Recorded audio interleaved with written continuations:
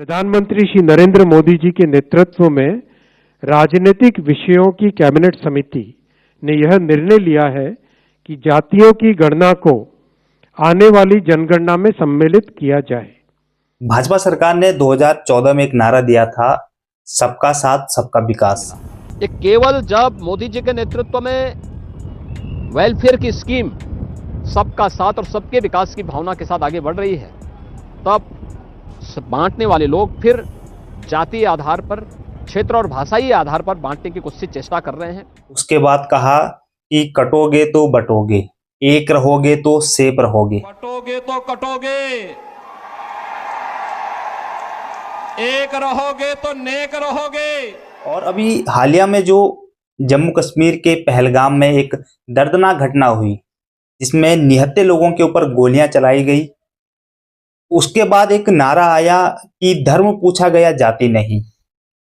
और फिर इन सभी नारों से भाजपा ने यू टर्न लिया और ऐलान कर दिया कि अब हम देश में जातीय जनगणना करवाएंगे। वो भाजपा जिसने हमेशा से इसका विरोध किया है।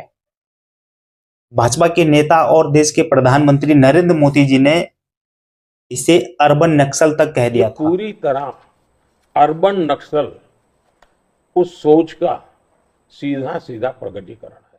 भाजपाइयों का कहना था कि ये अंग्रेजों की डिवाइड एंड रूल नीति के समान है। कुम्हार, सुनार, बढ़ई, लोहार, these are the professions, these are not the caste. Then who decided this? A British census commissioner, his name was Herbert Risley, who has under 1861 the census started, and in 1901 he divided the Hindu society into caste.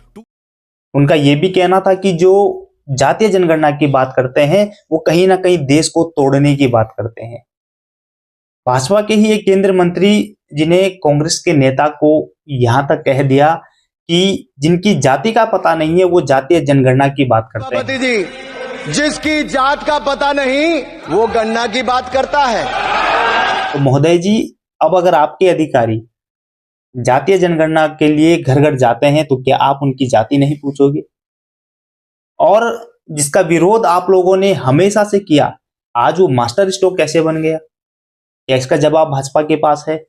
ये जवाब ये है कि उत्तर प्रदेश और बिहार में अब विधानसभा चुनाव नजदीक है, जहां पर ये जातीय कार्ड का जो खेला है बहुत जोरों से चलता है।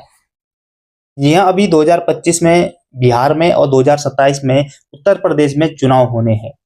क्या उसी को मद्देनजर रखते हुए ये विक्टिम कार्ड खेला गया, जिसे मास्टर स्ट्रोक कहा गया? यह सरकार विपक्ष के मुद्दे को छीनने की कोशिश कर रही है, क्योंकि विपक्ष की राजनीति भी जाति, मुस्लिम इसी के इर्द गिर्द घूमती रहती है। खैर, कुछ लोगों का यह भी मानना है कि जो पहलगाम में अभी अटैक हुआ था, उससे देश का ध्यान भटकाने के लिए ये जातिवाद का कार्ड खेला गया है, क्योंकि पूरा देश ये इंतजार कर रहा था कि कहीं ना कहीं पाकिस्तान के खिलाफ कोई ठोस कदम उठाए जाएंगे, उनसे बदला लिया जाएगा। लेकिन अभी तक ऐसा कुछ सुनने को मिला नहीं है। तो क्या भाजपा सरकार ने इसीलिए ये माइंड डाइवर्ट करने के लिए अब जातिवाद का नया पार्ट शुरू कर दिया है? ये तो थी भाजपा, कांग्रेस और राजनीति की बातें।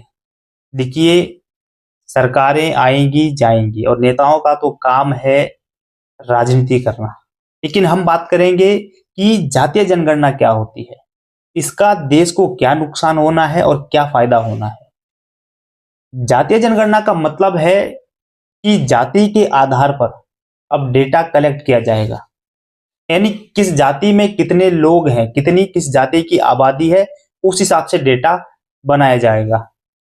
अब अगर आपके घर पे कोई अधिकारी जनगणना के लिए आता है तो आपसे आपकी जाति पूछेगा।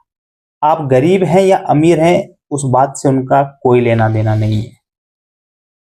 अब इससे हमें क्या फायदा होगा, देश को इससे क्या फायदा होगा? सबसे बड़ा जो फायदा होगा कि जातियों की सामाजिक और आर्थिक स्थिति का पता लगेगा कि किस जाति की आर्थिक स्थिति कितनी मजबूत है, कितनी कमजोर है, और फिर उस हिसाब से कहीं ना कहीं नीतियां बनाने में आसानी होगी। दूसरा कि सामाजिक असमानताओं का भी पता लगेगा कि किस जाति के साथ कितना भेदभाव है, और इसकी एक सटीक तस्वीर सामने आ सकती है। तीसरा कि पिछड़ी जाति और अपेक्षित समुदायों को चिन्हित करके उनके लिए विशेष योजनाएं लागू की जा सकती है। अब इसका देश को क्या नुकसान उठाना पड़ सकता है भविष्य में? जातिगत गणना से देश में जातियों के बीच भेदभाव और गहरा हो सकता है, यानी जातिवाद को बढ़ावा मिल सकता है। सामाजिक तनाव, यानी जातियों के बीच तुलनात्मक प्रतिस्पर्धा बढ़ सकती है। एक जाति कहेंगे कि हमारी आबादी इतनी है, दूसरी कहेगी कि हमारी इतनी है, और अपना वर्चस्व दिखाने का काम कर सकती है, जिससे कि देश में तनाव बढ़ने की संभावनाएं हैं। राजनीतिक ध्रुवीकरण, यानी नेता और राजनीतिक दल जातीय आंकड़ों का इस्तेमाल कर वोट बैंक की राजनीति कर सकते हैं या करेंगे। अब ये था मेरा अपना पॉइंट ऑफ व्यू कि जातीय जनगणना से देश को क्या फायदा होगा, क्या नुकसान होगा। आप इसके बारे में क्या सोचते हैं? आपको क्या लगता है, ये होना चाहिए था या नहीं होना चाहिए था? और एक सवाल ये भी है मेरा आप लोगों से कि क्या विकास के लिए जाति का पता होना जरूरी है? कमेंट बॉक्स में इसका जवाब जरूर दें।